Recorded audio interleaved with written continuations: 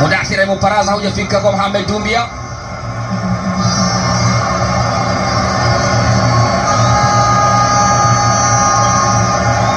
Sandukira Daniel cheza pasi moja ndefu.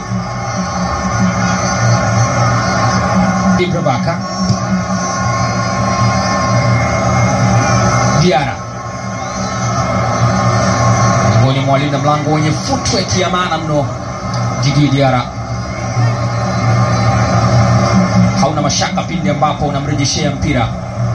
Ukiwa mlinzi unakuwa na amani ya kutosha pindi ambapo unalazimika kurudisha mpira kwa mlinda mlango wako.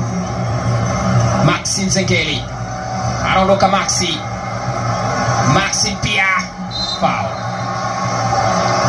Amechezewa ndivyo sivyo. Maxi pia Nzengeli wanalalama Silver Strikers, lakini mwamuzi anasisitiza kwamba ni madhambi. Edson Kadenge, kocha wa Silver Strikers, bila shaka anafahamu hatari ambayo inaweza kupatikana katika mpira huu wa kutenga, hasa kwa ubora waliokuwa nao Young Africans. Young Africans ambayo ina mchezaji kama Pacome Zouzoua.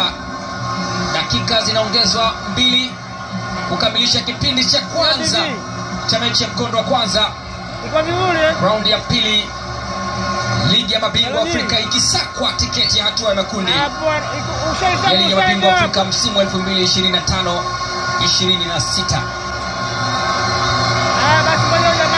Wanajua kwamba wanalazimika kuwa makini mno, si tu kwenye kuzuia mpira, bali hata viungo vinavyozuia mpira katika eneo kama hili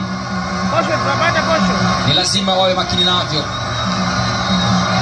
Kichezo kwa mkono kwa namna yote ile inaweza kuwa adhabu kubwa zaidi ya hii waliokuwa nayo Silver Strikers. Pacome, Shadrack na Maxi wako nyuma ya mpira. Pacome Zouzoua imekaa katika mikono ya George Chikoka, MVP na mlinda mlango bora wa ligi ya Malawi msimu uliopita. Alikunja na akafanikiwa kuvusha mpira kwenye ukuta Pacome Zouzoua, lakini hakufanikiwa kuvusha mpira mbele ya mlinda mlango George Chikoka. Diara anaanza haraka kwa mkono wake wa kuume. Isra Maxi, ni madhambi yamechezwa na ni mpira wa kuelekezwa katika lango la Silver Strikers. Sekunde zikitenganisha mechi na mapumziko. Andabwile Ibra